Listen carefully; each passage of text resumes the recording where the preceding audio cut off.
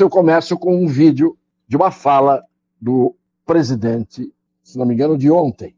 É um trecho, e ainda bem que é só um pequeno trecho, porque ninguém merece mais do que esse tipo de dimensão de discurso, e a gente até pede desculpas por ter que colocar a fala, mas é que merece depois o comentário que vamos fazer.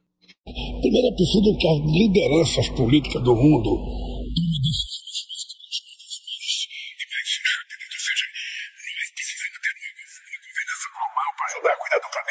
porque se você tomou uma decisão qualquer em benefício do mundo e ela tiver que ser votada internamente pelo seu Congresso Nacional, significa que ninguém vai cumprir. Já vi tanta bobagem em tão poucas palavras. Mas isso foi dito pelo presidente da República do Brasil. Ele começa falando, é preciso, sempre é preciso. Como se o é preciso transformasse de um momento para o outro a realidade na fantasia que se quer buscar. É preciso fazer isso, é preciso fazer aquilo. Todo mundo sabe o que é preciso, mas ninguém sabe, ou quase ninguém sabe, o que deve ser feito, porque é fácil dizer que é preciso. Vejam, deveria haver uma governança global. Um presidente equilibrado, sensato, preparado, estadista, não vai dizer que é preciso haver uma liderança global, porque isso é absolutamente impossível. Com as centenas de nações, povos espalhados pela face da Terra, pretender-se que nós atinjamos o estágio de termos um capataz, um síndico, uma liderança global. Palavras inúteis até aí, mas é pior. É preciso, diz ele, que se tomem decisões mais rápidas. Não sei qual é o tempo que essas decisões mais rápidas significam. Sei que eles se reuniram agora lá e não tomaram nenhuma decisão, nem rápida nem lenta, em benefício do mundo, como deveriam ter tomado. Mas o pior, ele diz, se a gente toma uma decisão em benefício do mundo e ela tiver que ser votada pelo seu Congresso, internamente, pelo seu Congresso Nacional, significa que ninguém vai cumprir. Em primeiro lugar, cada país tem a sua estrutura política, a sua organização política. Cada país tem dificuldade até de fazer que entre em vigor as decisões tomadas pelos seus líderes ou pelos seus dirigentes. E por quê? Porque são líderes e dirigentes, de uma maneira geral, imprestáveis, que não estão à altura de liderar nações como os grandes estadistas que o mundo conheceu lideraram. O que nós temos é uma politicalha que pretende dirigir seres humanos, em grande parte inteligentes, cultos, cumpridores das suas obrigações e espancados no dia a dia de suas vidas, exatamente por esses dirigentes que só sabem fazer discursos e discursos ocos, vazios de conteúdo e de substância. Ora, como é que alguém pode dizer que se a gente tiver que tomar uma decisão em benefício do mundo, presidente, qual é a decisão que o senhor tomará em benefício do mundo, que dependa internamente do Congresso Nacional? Tem que depender do Congresso Nacional, sim, porque o Congresso Nacional, em tese, tem que decidir, e não a cabeça isolada deste ou daquele megalomaníaco, que muitas vezes decide os destinos de um povo, de uma nação e de um Estado. O Congresso Nacional, se é ruim, é outra história. Se ele é ruim, se ele não presta, se os políticos não prestam, isto é uma característica de um determinado país, cujo povo, na sua maioria, escolhe mal aqueles que devem dirigi-lo. O que não pode é dizer, se a gente vai tomar uma decisão em benefício do mundo e depender do Congresso Nacional, ninguém vai cumprir. Mas quem vai cumprir a decisão do Congresso Nacional, a não ser os brasileiros? Alguém dos países do mundo, da Ásia, da Europa, da Oceania, da África, da América do Norte, da América do Sul, alguém vai cumprir decisões do Congresso Nacional? Aí um iluminado, como este presidente, diz que vai tomar uma decisão em benefício do mundo, mas ele não quer depender da aprovação do Congresso Nacional, isto é, o Congresso Nacional inteiro não vai decidir certo. Ele, o autor da ideia, quer tomar uma decisão em benefício do mundo. eu fico imaginando que decisão seria essa, a se ver pelas decisões que foram tomadas até hoje por ele e por outros, iguais a ele. E que bela noção, que belo espírito democrático, que bela lição de obediência à Constituição e às regras estabelecidas de que os poderes são harmônicos e independentes entre si. Deve ter tomado alguma moléstia contagiosa que veio dos togados, para achar que o Congresso Nacional não presta para decidir coisa alguma. Quem presta é o presidente da República. Todas as suas decisões, basta olhar o retrospecto, foram em benefício não apenas do Brasil, mas do mundo.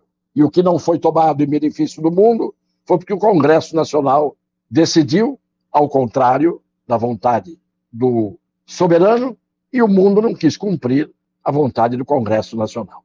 Parece que eu estou falando sobre um discurso ou um pronunciamento feito por alguém do hospício, mas não é. Parece que eu estou louco ao ter que comentar uma absurdidade dessas. Foi dito para o mundo ouvir no exterior, diante dos membros das imprensas, basbaques que estão aí fazendo o jogo das ideologias ou dos interesses que hoje dividem o mundo. Isso foi dito. Por aí se vê o nível, o que pode se esperar, e quem pensa desta maneira, o que você pode esperar? Pessoas que pensam mal e falam bobagens não são capazes de dirigir os seus próprios atos, quanto mais dirigir uma nação. Mas não é só ele. Não é só ele. O nosso pole position de todas as semanas é o nosso Barroso velho de guerra. Vejam a fala dele, sempre com o mesmo jeitinho, vejam a fala dele, prestem bem atenção em cada palavra e na sequência da fala do senhor Barroso. Se tem uma forma de não cumprir bem o próprio papel na vida é tentar agradar todo mundo ao mesmo tempo, o que evidentemente é impossível. De modo que é preciso compreender a percepção crítica que muitas vezes a sociedade brasileira tem do Supremo. É porque nós estamos decidindo as questões que dividem a sociedade brasileira, porque a Constituição brasileira manda a gente decidir. Agora, se cada um que ficar contrariado com uma decisão do Supremo Tribunal Federal quiser mudar a sua estrutura e o seu funcionamento, não há institucionalidade que possa resistir. Salve-se quem puder. É difícil comentar o comentário estúpido. É difícil. Eu vou tentar. Primeiro, ele começa dizendo que não se cumpre bem o papel na vida tentando agradar a todo mundo. Eu acho que não se cumpre o papel na vida desagradando todo mundo, que é o que ele e os seus colegas estão fazendo atualmente. Tentando agradar todo mundo, ao mesmo tempo, no mínimo é um gesto de boa vontade. Talvez um gesto insano de boa vontade. Mas a tentativa é a de agradar todo mundo ao mesmo tempo. Não, isso é impossível. Tá bem. Mas desagradar quase todo mundo é mais difícil ainda. E eles estão conseguindo.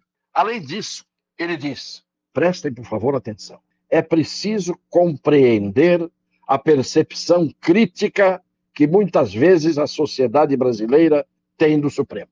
É preciso compreender a percepção crítica. Pois bem, então por que os senhores não compreendem a percepção crítica que a sociedade tem do Supremo? Se é preciso compreender, o tal é preciso. Não é preciso, não. É dever. É dever de quem ocupa um cargo público, principalmente como servidor público, que os senhores são, é dever ter a percepção crítica, compreender a percepção crítica que muitas vezes a sociedade brasileira tem do Supremo. Então compreendam, caiam na real, percebam como a percepção crítica está a tal ponto que os ministros não podem andar na rua em lugar nenhum e têm que andar todos cercados de segurança. A percepção crítica tem que ser compreendida, então compreendam. Mas não acaba aí. Ele diz, se cada um estiver contrariado com as decisões, quiser mudar a estrutura e o funcionamento do Supremo, então não há instituição que resista. Não é isso, é exatamente o contrário. Porque antes, o senhor falou assim, é que nós estamos decidindo questões, nós o Supremo, que dividem a sociedade brasileira, porque a Constituição manda a gente decidir. Os senhores não estão decidindo questões que dividem a sociedade brasileira. Os senhores estão dividindo a sociedade brasileira com as questões que os senhores estão criando. A percepção é outra, ministro. Repito, os senhores não estão decidindo as questões que dividem a sociedade brasileira. Os senhores estão dividindo a sociedade brasileira, criando questões. E quando o senhor diz que os senhores decidem porque a Constituição manda, mais uma impropriedade, mais uma inverdade. Os senhores estão decidindo porque a Constituição manda? Não. Os senhores estão não decidindo o que a Constituição manda. Percebeu como o jogo de palavras não é qualquer um que engole? Esse tipo de retórica eu conheço há muito tempo. Sou treinado para conhecer isso, para saber o que é retórica nesse sentido de embair e o que é a retórica dentro da lógica e da arte do convencimento, com base na razão e do bom pensamento, a arte do bom pensamento, que é a definição de lógica.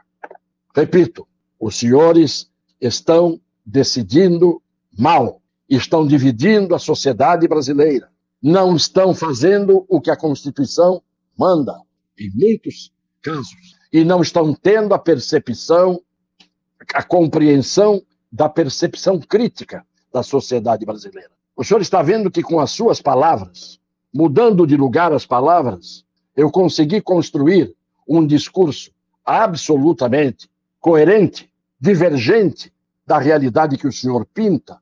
Perguntem à grande maioria do povo quem é que está, com as mesmas palavras, dizendo o certo e o errado.